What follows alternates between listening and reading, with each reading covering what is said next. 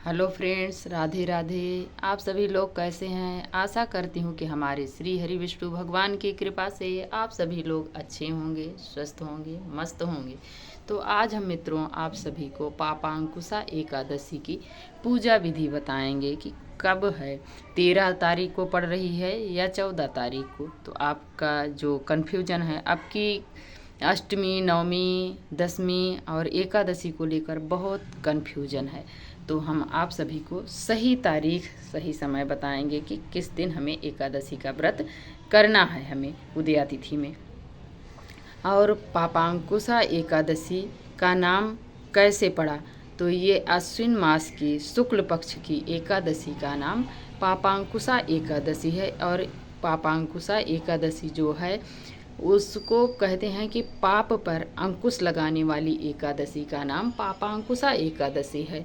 और कहते हैं कि जो इतनी साल में जितनी भी एकादशी होती हैं, सबसे प्रमुख एकादशी ये पापांकुशा एकादशी मानी जाती है मित्रों। तो हमें इस एकादशी को, हम सभी को ये व्रत करना चाहिए। और इस व्रत को करने से हमारे जो जाने अनजाने पाप हो जाते हैं मित्रों, वो सारे इस एकादशी का व्रत करने से हमारे पाप नष्ट हो जाते हैं, हमारे पापों पर अंकुश लग जाते हैं।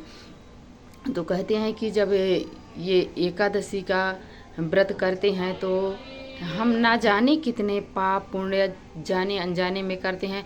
इस समय भी हम जब बोल रहे हैं तो बोलते समय भी ना जाने कितने बैक्टीरिया, कितने कीटाणु मुझसे मर रहे हैं। तो ये सारे कहते हैं कि पापांकुशा एकादशी का जो व्रत करता है, श्रद्धा भाव से श्री हरि विष्णु भगवान का पूजन करता है, तो उसका ये पाप नष्ट हो जाता है। और मनुष्य के लिए, मनुष्य का जन्म ही मोक्ष के लिए होता है मित्रों। तो हमें एकादशी का व्रत अनिवार्य है, सभी को करना चाहिए। और ये जो व्रत होता है एकादशी का, ये श्री हरि विष्णु को ही ये समर्पित होता है, उन्हीं का ये व्रत है। तो हमें अवश्य करना चाहिए, सभी सनातनियों को करना चाहिए। चाहे कोई व्रत आप करो या ना करो, लेकिन एकादशी का व्रत हमें सभी को करना चाहिए। महीने में 2 एकादशी पड़ती हैं, एक शुक्ल पक्ष में, एक कृष्ण पक्ष में। तो हमें सभी एकादशी अपने अपने लिए वो सब महत्वपूर्ण होती है मित्रों। तो हमें ज़रूर एकादशी का व्रत करना चाहिए। और मैं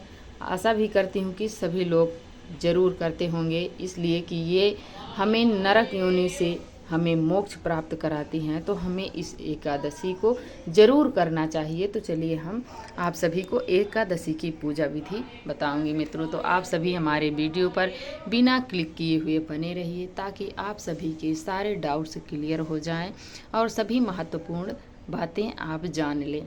और यदि आप सभी अभी तक हमारे चैनल को लाइक सब्सक्राइब मित्रों नहीं किया है और बेल आइकन को नहीं प्रेस किया है, तो आप जल्द से जल्द आप लाइक करें, सब्सक्राइब करें एवं बेल आइकन को प्रेस कर दें, ताकि हमारे आने वाला वीडियो का नोटिफिकेशन आप सभी तक सबसे पहले पहुँचे।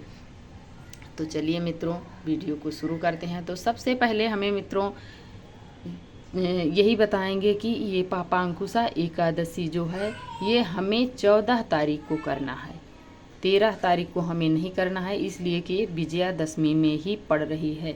तो हमें इसको नहीं करना चाहिए। कहते हैं कि जो ये विजयादशमी में एकादशी पड़ रही, इसको करने से, 13 तारीख को व्रत रखने से, ये राक्षस जो लोग होते हैं, विजयादशमी में तो जानते हैं आप सभी लोग कि रावण का वध श्री राम भगवान ने किया था। तो ये राक्षस लोग जो होते हैं ये और बलवान होते हैं हमारे एकादशी का व्रत करने से। तो हमें 13 तारीख को नहीं करना है, हमें 13 तारीख का व्रत छोड़ के हमें 14 तारीख का व्रत हमें रखना है। तो हमें उस दिन सुबह जल्दी से उठना चाहिए और हमें अपने नित्य कर्मों से निवृत्त होने के उपरांत हमें जल में थोड़ा गंगा जल डालकर हमें स्नान करना चाहिए। स्नान करके हमें स्वच्छ वस्त्र धारण करना चाहिए। वस्त्र में हमें पीले रंग का वस्त्र ज़रूर पहनना चाहिए।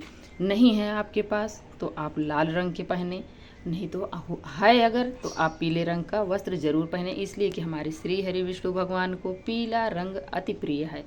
तो हमें पीले रंग का वस्त्र पहनना चाहिए। और फिर इसके बाद हम जहाँ अपने श्री हरि विष्णु भगवान का पूजन करना है, हमें चौकी लगानी है, वहाँ पर हमें गंगा जल डालकर अच्छे से स्वच्छ कर लेना है, पोछा लगा लेना है। फिर इसके बाद हमें श्री हरि विष्णु भगवान का हमें चौकी लगाना है। आप पाटे पर लगाएं तो पाटा लगाएं और उस पर आप पीले रंग का वस्त्र बिछाएं। वस्त्र बिछाने के बाद वस्त्र को हमें गंगा जल से थोड़ा शुद्धि कर लेना है, चाहे आप धुल के ही रखे हो फिर भी आपको शुद्ध कर लेना है। करने के बाद हमें पुष्प का आसन देते हुए हमें श्री हरि विष्णु भगवान को विराजमान करना चाहिए। फिर इसके बाद हमें आप यदि कलश रख रहे हैं तो कलश रख लीजिए, नहीं रख रहे हैं आप गणेश जी को रख रहे हैं तब भी, यदि नहीं है तो आप यदि सरल एवं एकदम सिंपल तरीके से आप व्रत कर रहे हैं तो देख सकते हैं हमने भी यहाँ बिल्कुल सरल एवं सिंपल तरीके से कर रही हूँ, इसलिए कि अभी नवरात्रि चल रही है मित्रों। तो हमने आप सभी को वीडियो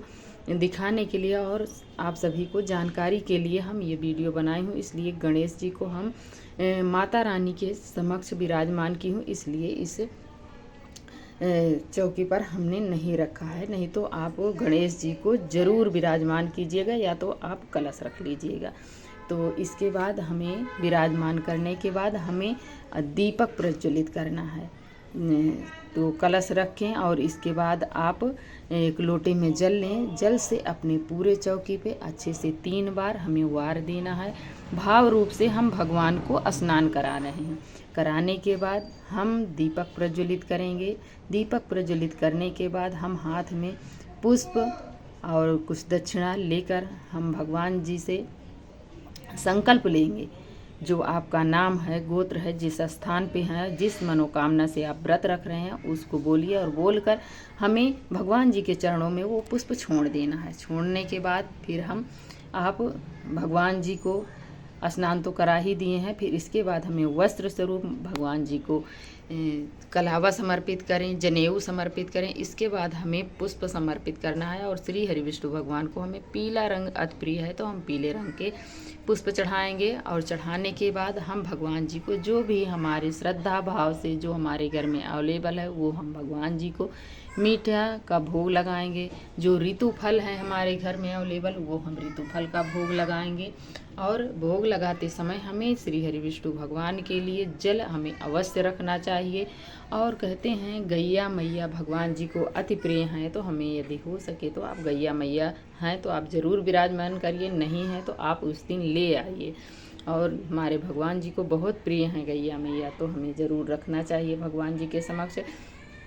इसके बाद हम जो भी भगवान जी को भोग लगाए हैं उसमें हमें तुलसी दल मित्रों अनिवार्य है। और एकादशी के दिन हमें श्री हरि विष्णु भगवान को हमें हो सके तो तुलसी का माला आप समर्पित करें, नहीं है तो जो भी है एक तुलसी दल जो भी आपके पास है भगवान जी के चरणों में ज़रूर समर्पित करें। यदि मंजरी सहित मिल जाए तो अति उत्तम है, नहीं है तो जो भी है तुलसी दल वो भगवान जी के चरणों में हमें समर्पित करना है और भोग प्रसाद में भी हमें डालना है।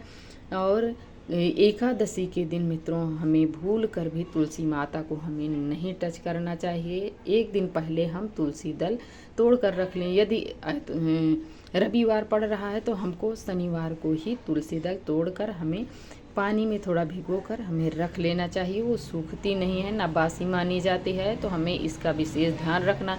यदि आपको नहीं तुलसी दल मिल रहा है तो आप तुलसी की शुद्ध माला रखिए। तो देख सकते हैं हमारे पास नहीं है मित्रों इतने समय, तो हमने यहाँ पर तुलसी की शुद्ध माला रखी है और इसी से हम स्पर्श कराएंगे। सभी भोग प्रसाद में, जल में, ऐसे हमें सभी में ऐसे स्पर्श कराना है। और स्पर्श कराने के बाद हमें अब श्री हरि विष्णु भगवान जो भी आप प्रसाद लगाएंगे, भगवान हमारे सब देख रहे हैं, वो श्रद्धा भाव के भूखे होते हैं। फिर हमें भोग जो भी आप भोग लगाएंगे वो हमारे श्री हरि विष्णु भगवान स्वीकार करेंगे।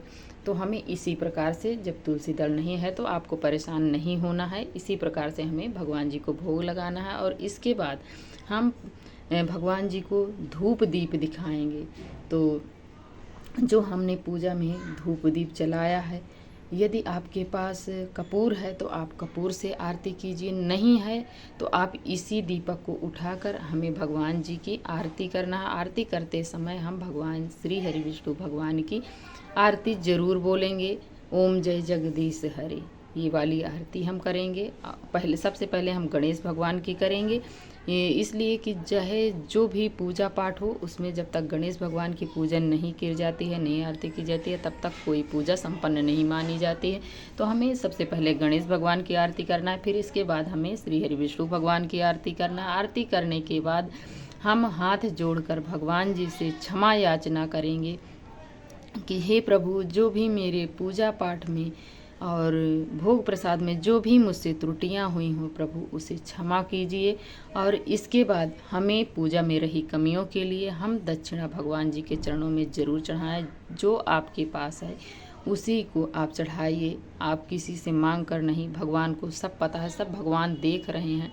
तो आपके पास जो भी है वही आप भगवान जी को भोग लगाइए, और जो है आपके पास वो श्रद्धा भाव आप दक्षिणा चढ़ाइए।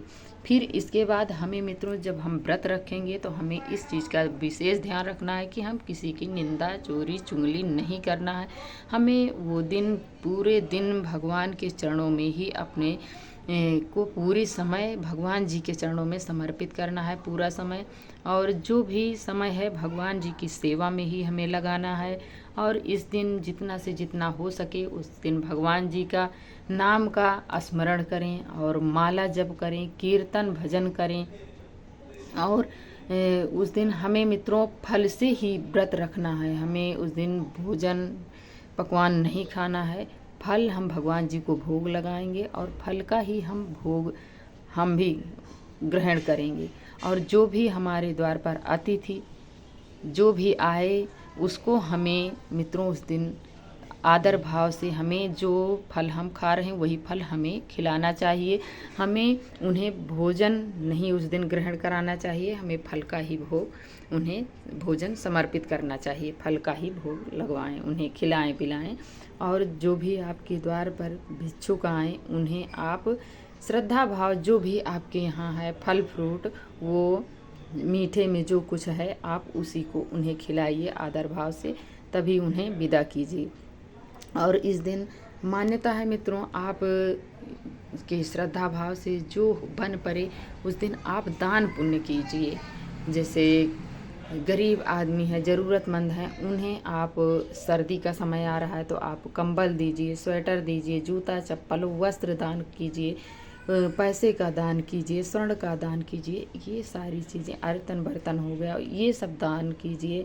तो हमें कहते हैं भगवान ये सब कुछ आपके भाव को देख रहे हैं और आपके सभी पापों को नष्ट करके आपको मोक्ष दिलाएंगे और आप नरक योनि से सीधा वैकुंठ धाम प्राप्त करेंगे। तो हमें इस दिन अपने आप को भगवान के चरणों में जितना से जितना हो सके उतना समय हमें भगवान जी को देना चाहिए। यदि आपके घर में लड्डू गोपाल हैं तो उन्हें आप पंचामृत से स्नान करवाइए, उन्हें सुंदर सा वस्त्र धारण कीजिए, उन्हें ज्वेलरी पहनाइए, उनके साथ आप समय बिताइए। यदि नहीं हैं तो आप जो भी हैं आपके घर में विग्रह रूप में हैं उनके साथ आप समय बिताइए। उन्हें भी आप उसी प्रकार, आप उन्हें नहीं स्नान करवा सकते हैं तो आप फूल से या दूर्वा से आप छींटा लगाइए और उन्हें अच्छे से आदर भाव सम्मान पूर्वक आप भाव से भगवान को भजिए। भाव ही भगवान देखते हैं, आपका आडंबर नहीं देखते हैं मित्रों। तो हमें जो है हमारे पास अवेलेबल उसी से हम भगवान को श्रद्धा भाव से विधि विधान पूर्वक हम पूजन करें। पूजन करने के बाद हम भगवान जी से क्षमा याचना करेंगे अपनी गलतियों का। फिर इसके बाद हम बता दें मित्रों कि पारण का शुभ समय क्या है। तो पारण तो हमें मित्रों ये एकादशी 14 तारीख को ही हमें व्रत रखना है और 15 तारीख को सुबह 5:56 से लेकर 8:15 तक है उदया तिथि। तो हमें पारण उदया तिथि में ही कर लेना चाहिए ताकि हमारे व्रत का पूर्ण फल मिले। नहीं तो मित्रों हमें उतना फल जितना हमें चाहिए उतना फल नहीं मिलता है। तो हमें उदया तिथि में ही व्रत करना चाहिए और व्रत के समय हमें पारण में चावल से ही हमें पारण करना चाहिए। और व्रत के दिन हो सके तो आप आंवला जरूर खाइए। आंवले का पूजन भी किया जाता है, हमारे श्री हरि विष्णु भगवान को अति प्रिय है आंवला। हो सके तो आप आंवला भी चढ़ाइए और खाइए भी। और व्रत के दिन हमें चावल का बिल्कुल निषेध है मित्रों। ना हमें पूजा में चावल चढ़ाना है, ना हमें खाना है, ना हमें खिलाना है, ना किसी को दान दक्षिणा देना है, ना हमें किसी को सीधा या भिक्षा हमें नहीं देना है चावल का। तो इसका हमें विशेष ध्यान रखना है और इसी प्रकार हम भगवान जी से भावपूर्ण हम उनका पूजन करेंगे। और आज की वीडियो मित्रों यहीं तक है। यदि आप सभी को थोड़ी भी अच्छी लगे तो लाइक सब्सक्राइब करना ना भूलें और प्यारा सा कमेंट लिखकर हमें ज़रूर बताएं कि ये वीडियो आप सभी को कैसी लगी। यदि थोड़ी भी अच्छी लगी हो तो लाइक सब्सक्राइब ज़रूर करें। और आपके मित्रों एक लाइक से हमें बहुत हिम्मत एवं प्रेरणा मिलती है, तो आप ज़रूर कीजिए। और वीडियो देखने के लिए आप सभी को बहुत बहुत धन्यवाद मित्रों। राधे राधे। जय श्री हरि विष्णु भगवान की जय।